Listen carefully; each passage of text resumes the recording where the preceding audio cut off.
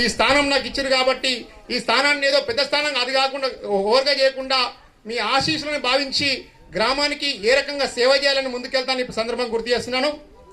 మరి గ్రామంలో సమస్యలు ఏవైతే రోడ్ల సమస్యలో కల్లెపల్లి నుంచి బెజ్జంకి సమస్య ఉందో దానికి కూడా కృషి చేస్తాను ఈ రకంగా ఈ సందర్భంగా గుర్తు చేస్తున్నాను. అదేవిధంగా తాగునీటి సమస్య ఉన్నా కూడా మీ ప్రోత్సాహంతో ముందుకెళ్ళి సమస్యలు పరిష్కరించగా ముందుకెళ్తాను. అలాగే విద్యా వైద్యంలో కూడా మీ ప్రోత్సాహంతో మీ యొక్క అండదండలతో ప్రతి విషయంలో విద్యా వైద్యంలో కూడా మరి మంచి చేయడానికి కృషి చేస్తాను ఈ సందర్భంగా గుర్తు చేస్తున్నాను. మరి మన గ్రామంలో ఉన్నటువంటి యువత అందరూ కూడా కల్లెపల్లి గ్రామ యువత అంటేనే ఈ బెజ్జంకి మండలకు ఆదర్శం. మంచి యువత అంటే కల్లెపల్లిలో ఉంది. మరి ఇప్పుడు యువత అందరూ సహకరించిన వాళ్ళు మా వాళ్ళే, సహకరించిన మా వాళ్ళే. కానీ అందరితో కలిసిమెలిసి కల్లెపల్లి గ్రామానికి ఏ రకంగా మనం అభివృద్ధి చేద్దాం, ఏం చేద్దామని అందరి సహకారం కూడా యువత తీసుకుంటాను సందర్భంగా తెలియజేస్తున్నాను.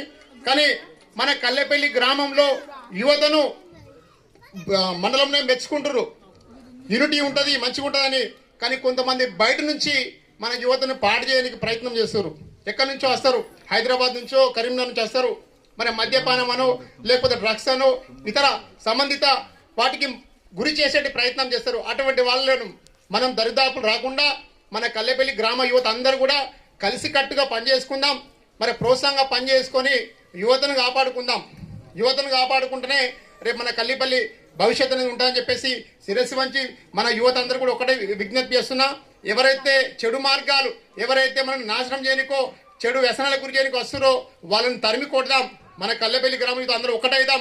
మన కల్లెపల్లి గ్రామాన్ని మంచి అభివృద్ధి దిశగా ముందుకెళ్ళి మన తల్లిదండ్రులకు ఒక మంచి గిఫ్ట్ ఇద్దాం. అదేం గిఫ్ట్ అంటే మన యువత అందరం కూడా కలిసిమెలిసి పనిచేసి గ్రామ సమస్యలను పెద్దలకు తీసుకెళ్ళి ఎంపీడీఓ కానీ లేకపోతే ఎమ్మెల్యేలకు కానీ మినిస్టర్ దగ్గరికి కానీ గ్రామ సమస్యలు తీసుకెళ్ళి గ్రామాన్ని అభివృద్ధి తీసుకెళ్తాను ఈ సందర్భంగా గుర్తు చేస్తున్నాం.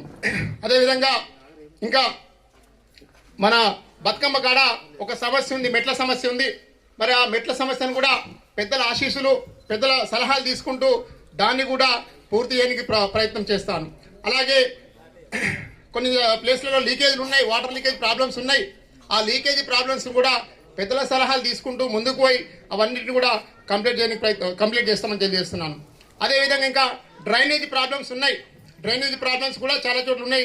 అవి ఏమున్నా కూడా మేము పెద్దల సహకారం తీసుకొని ముందుకెళ్ళి పనిచేస్తాను ఈ సందర్భంగా గుర్తు చేస్తున్నాను. అదేవిధంగా ఇంకా చెప్పుకుంటూ పోతే చాలా ఉంటాయి.